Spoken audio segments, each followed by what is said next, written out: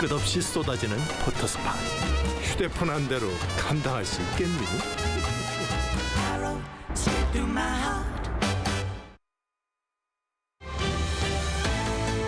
Coming up on Arirang News. This morning, Japan began releasing the second batch of Fukushima wastewater, meaning another 7,800 tons of it will be heading into the Pacific Ocean. This despite rising protests from neighboring countries and its own fishing industry.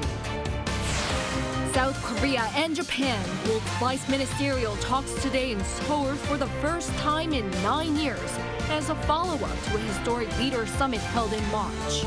On top of their agenda, deterring North Korea's nuclear and missile threats. South Korea sees its inflation speed up in September, jumping on year by 3.7%, the fastest pace in 5 months, driven by higher energy and food costs. But the government expects the inflation to slow from this month.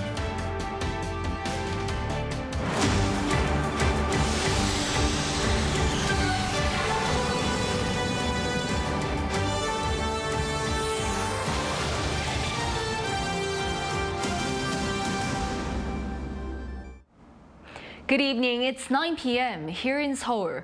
Thank you for joining us on Arirang News. We begin with Japan releasing wastewater from the destroyed Fukushima nuclear power plant. This morning, the discharge of second batch started, and over the next few weeks, another 7,800 tons will be poured into the Pacific Ocean. To address public concerns, South Korean experts are there to monitor the data, and the authorities say they'll make sure this does not affect the health and safety of the people.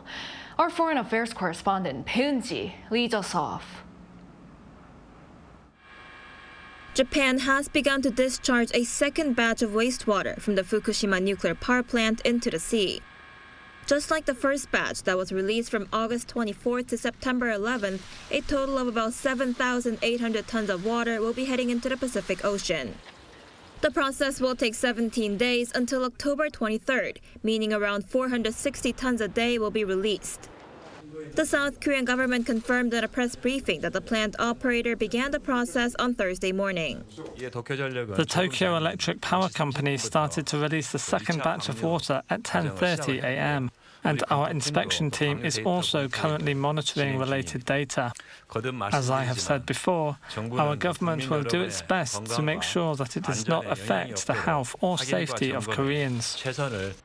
But despite government reassurances, civic groups in South Korea rallied outside the Japanese embassy in Seoul on Thursday, holding up signs that read, "Stop ocean dumping."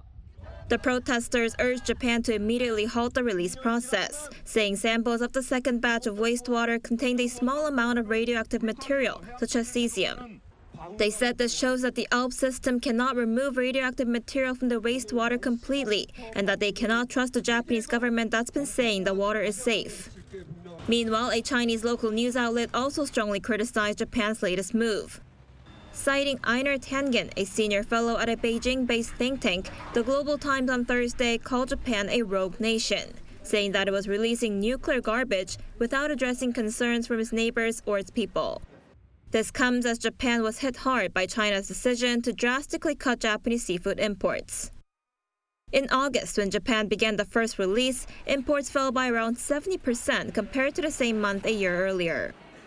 Despite concerns, Japan plans to discharge about 2% of the wastewater stored in the Fukushima power plant by March next year. A total of 1.34 million tons of water, enough to fill 500 Olympic-sized swimming pools, will be discharged over the next 30 years. This means Japan will have to release a larger amount of water starting next year. Peunji, Arirang News. Signs of improvement continues to be seen in the bilateral relationship between South Korea and Japan. Today in Seoul, high-ranking officials from the two countries sat down, with North Korea's provocation being top of their agenda. It was the first meeting of its kind in 9 years, as talks had been halted since 2014. Choi Min-jung reports. South Korea and Japan held vice-ministerial talks on Thursday in Seoul as a follow-up to a historic leader summit held in March.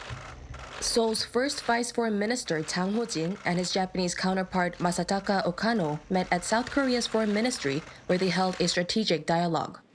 Talks had been halted since 2014 due to deteriorating relations. This strategic dialogue, which resumed for the first time in 9 years, involved in-depth discussions on a wide range of areas such as bilateral relations, as well as regional and global issues. In a statement, the foreign ministry said that the two sides addressed North Korea issues, including the regime's recent meetup with Russia. The vice ministers also strongly condemned North Korea's continued nuclear and missile provocations. They reportedly agreed to a united response based on close cooperation with the United States. Chang and Okano said cooperation to improve North Korea's human rights issues should be further promoted next year, when Seoul, Washington, and Tokyo will simultaneously serve as members of the UN Security Council. The officials hope that the dialogue would be an opportunity to discuss ways to further advance Seoul-Tokyo relations. This comes as Okano said that South Korea and Japan are important neighboring countries that should cooperate as partners on bilateral relations and various international community tasks. The two sides also agreed to revitalize trilateral ties with China following last week's high-level meeting held between the three Asian countries. Okano also met with Seoul's foreign minister Park Jin in the afternoon, where Park emphasized the need for close cooperation. South Korea and Japan's soured relations have been improving after Seoul earlier this year came up with a solution to compensate the Korean victims of Japan's wartime forced labor on its own. Choi Min-ja, Arirang News. South Korea sees its inflation speed up in September, jumping on year by 3.7%, the fastest pace in 5 months, driven by higher energy and food costs. But the government expects the inflation to slow from this month. Our Park Gon-woo explains. Consumer prices in South Korea saw their biggest jump in 5 months in September. According to Statistics Korea on Thursday, the Consumer Price Index, a key gauge of inflation, rose 3.7% year-on-year last month, mainly due to high prices for oil and agricultural products.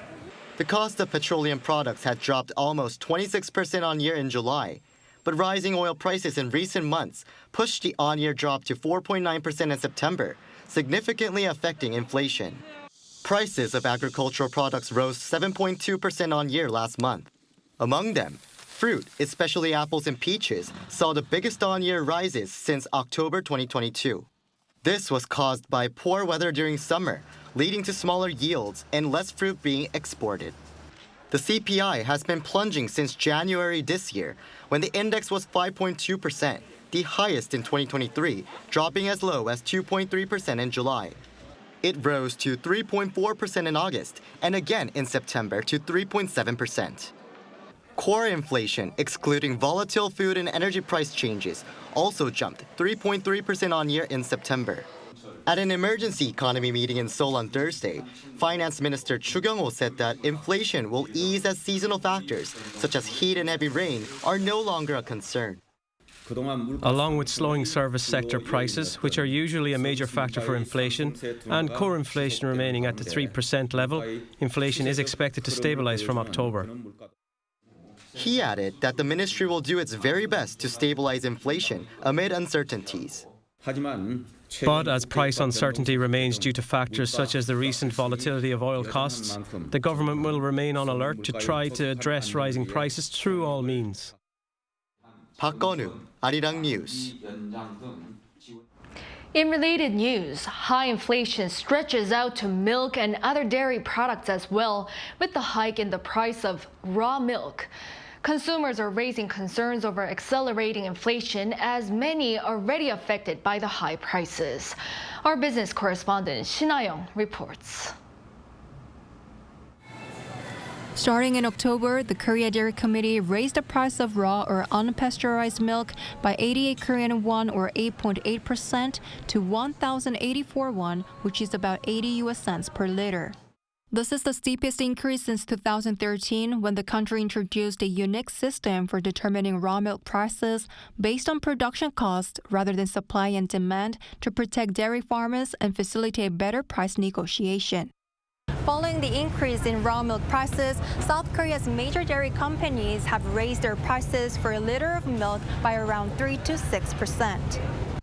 Consumers are expected to be hit hard by rising milk prices, with skyrocketing shopping cart prices already putting a dent in their wallets. As I get older, I find myself drinking about a glass of milk a day, so I tend to choose buy one, get one free deals. Milk is not the only item affected by rising prices. It seems like the prices of meat and seafood have really gone up. There were things that used to be relatively affordable in the past, but now rising prices made me hesitate to buy them. In fact, global sugar prices have hit a 12-year high, hinting at increased processed food prices for the rest of this year. This is due to recent severe droughts and abnormal weather conditions, which have been affecting major sugar exporters, particularly India, the world's largest sugar-producing country.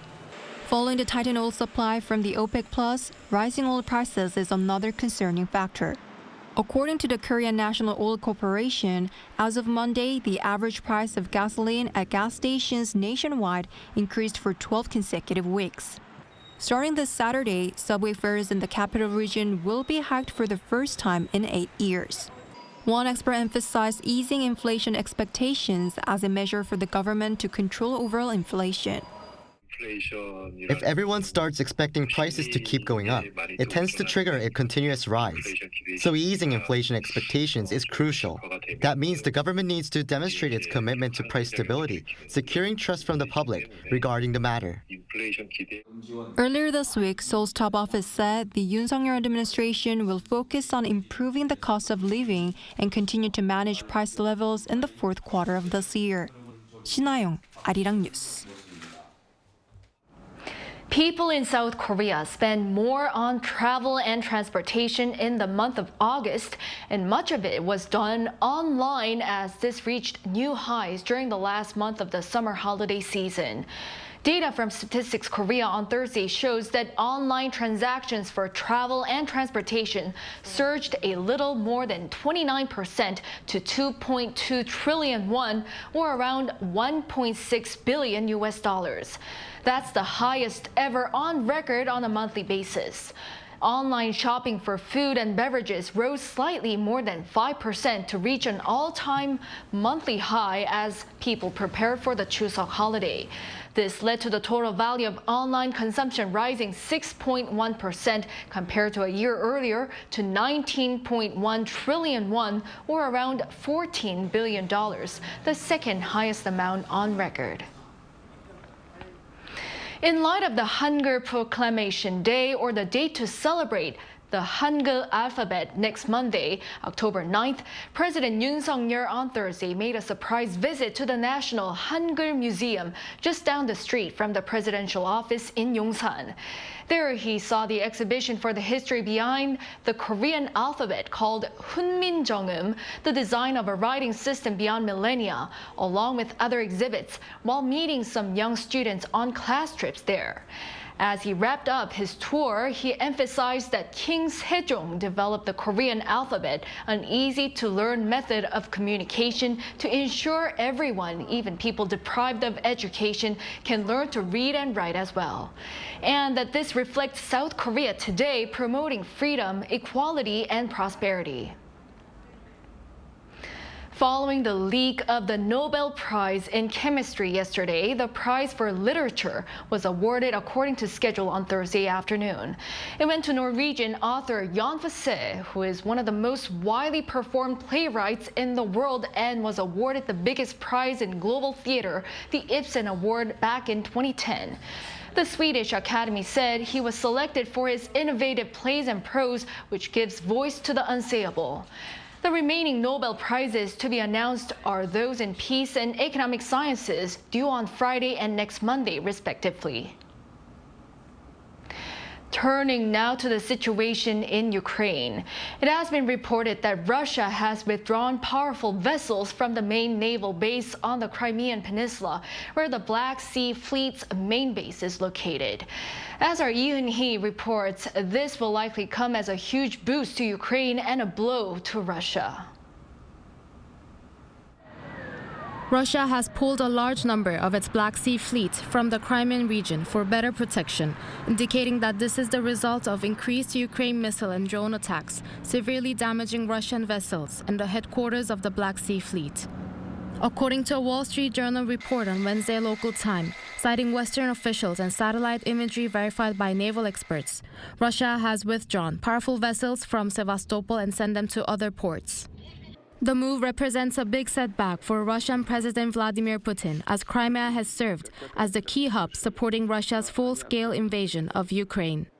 However, according to naval experts, the immediate military impact is somewhat limited since these ships can still launch cruise missiles at civilian infrastructure, like ports and power grids. Ukraine's previous strikes had already disrupted the blockade of Ukrainian ports, denying Russia access to parts of the Black Sea and providing Ukraine with a new route for economically crucial grain shipments. Nonetheless, the withdrawal comes at a good time for Ukraine as its counteroffensive is progressing slower than anticipated due to heavy losses, and political uncertainties in the U.S. have raised concerns about funding for Kyiv's efforts to expel Russian forces. While the move may represent only a temporary solution to protect against further attacks from Ukraine, the mass relocation of heavy vessels shows the threat of Kyiv's strike capabilities. Yoon, Arirang News. A flash flood in northern India has led to at least 14 deaths and over 100 missing, with rescue efforts still underway. A cloudburst over a lake in the state of Sikkim on Wednesday triggered the flood and was exacerbated by water being released from a nearby dam. Local media has reported that over 3,000 tourists are also stranded in the area, and among those missing are 23 Indian Army personnel. 14 bridges have also been washed away, heavily affecting transport services. The Himalayan state is said to be prone to flooding, with tens of thousands displaced last year due to severe floods.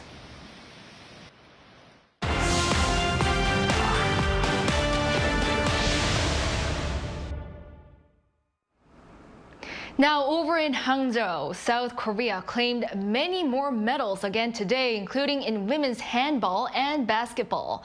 Our sports reporter Choi Soo-hyung delivers us the latest. Today, South Korea added many more medals. In women's handball, South Korea took silver, losing to Japan 29-19. South Korea boasts the strongest squad in Asia, winning 7 out of 9 Asian Games since the sport was introduced in 1990, except for the 2010 Gwangju Asian and this time.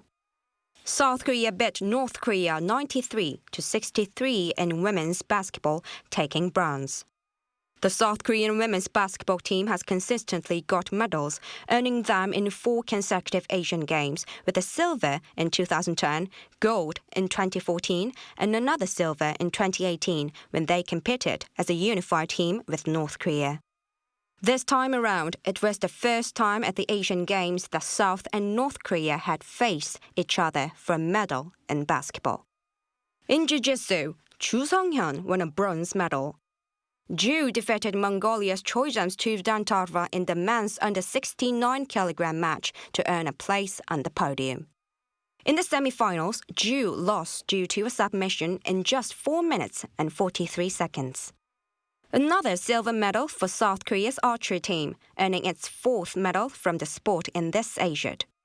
In men's compound archery team event, India beat the Korean trio of Ju Jae-hoon, Yang Jae-won, and Kim Jong-ho by 235-230 in the final match.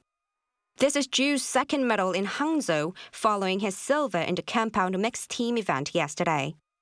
Earlier today, Korea won the bronze medal by defeating Indonesia with a score of 232-229 in the women's compound team event. Oh Soo-hyun and Cho Soo-hwa won their first ever Asian medals, while So Chae won a 2nd, following a silver with Ju. This is the 3rd medal in archery for Team Korea at the Hangzhou Asian. Choi Soo-hyung, Arirang News.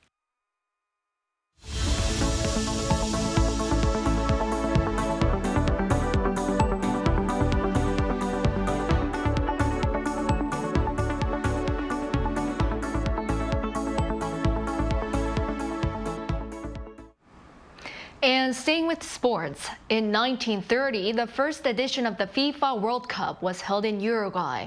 And to mark the tournament's 100-year anniversary, the 2030 FIFA World Cup will be hosted by 6 countries in 3 continents for the first time. Our An Sung-jin with the details. The 2030 Men's Football World Cup will see games played in 6 countries across 3 continents: Africa, Europe, and South America. FIFA announced on Thursday that Spain, Portugal, and Morocco will co-host the tournament, while Uruguay, Argentina, and Paraguay will stage the tournament's 3 opening games to mark 100 years since the first World Cup. Morocco and Portugal will take on hosting duties in the global tournament for the first time, while Spain last hosted in 1982. With the African Cup of Nations and then the World Cup 2030 in Morocco, the country will prosper and more tourists and national teams from different countries will meet in Morocco. It has been a discreet, constant, and hard work. It's a work of many months and years. Now we have an important task ahead of us, which is to meet the goals requested by FIFA. It is the first time the World Cup will have games played across 3 continents. Uruguay especially holds significance in that the country hosted the inaugural World Cup final in 2030. FIFA President Gianni Infantino said the World Cup would unite the world while celebrating together the beautiful game. In a divided world, FIFA and football are uniting, bringing everyone together, bringing football everywhere. All 6 host nations automatically qualify for the 48-team tournament. Formal approval is set to be given next year at a meeting of the 211 FIFA member federations. FIFA also opened the bidding to countries wishing to host the World Cup in 2034. An Sung-jin, Arirang News. In other news, pine trees are known for their abundance of phytoncides. Extracting pine tree oil abundant in these is a growing business in South Korea. Jung Eun-ju has more. People walk along a path through an area densely populated with pine trees when a sudden shower begins. Pine forests are famous for phytoncides. Maybe it's because it's raining today, but the scent of it seems stronger. This pine forest covers an area equivalent to 7 soccer fields and was established in the 1970s. Approximately 14,000 pine trees grow here, and selective logging operations are conducted regularly. Resin and oil are immediately extracted after logging. Beneficial phytoncides are contained within the oil. The oil extraction process involves placing finely chopped pine wood into a vessel, heating it to create steam, and then distilling it. Phytoncides are volatile organic compounds, so they evaporate quickly over time. To capture various components, it's crucial to complete the extraction quickly. Research results show that this pine oil contains about 5 times more phytoncides compared to regular pine trees. It also contains over 80 anti-inflammatory and antibacterial substances, accounting for more than 90% of the composition. The oil is used to create various products such as toothpaste, shampoo, bath soap, sunscreen, and deodorants. We support the growth of agricultural venture startups, around 370 companies each year. This place utilizes pine-extracted oil to create functional products. The 45-year-old pine forest is currently undergoing some facility improvements. Use of the pine forest is planned to be expanded further, such as offering it as a healing space for patients with atopy and those who wish to experience phytoncides. Jung Eun-ju, Arirang News.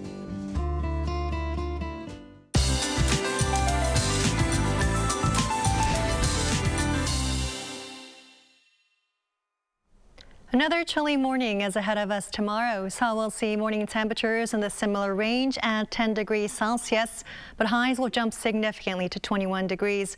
Other regions such as Changsu and Daegwallyeong will see a huge gap in temperatures between day and night. Make sure to dress in layers. In the meantime, all coastlines surrounding the peninsula will see gusty offshore winds. Violent winds are conducive to creating high ocean waves as well. Also, with lows dropping significantly overnight, frost and ice will be seen again.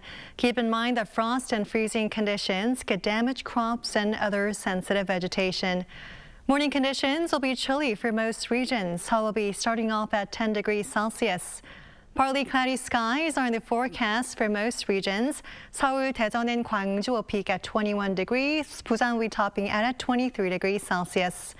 For the time being, highs will hover around 22 degrees here in Seoul.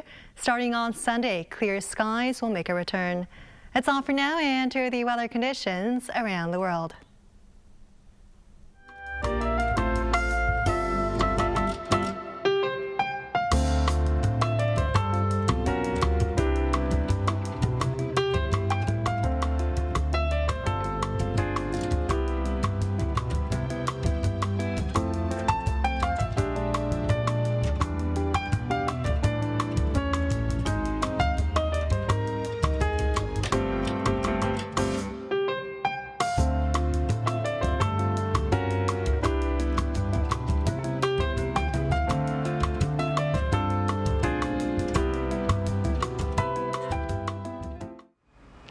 Well, that is all for tonight's newscast. Thank you for watching. We'll be back tomorrow with the most up-to-date news. Good night.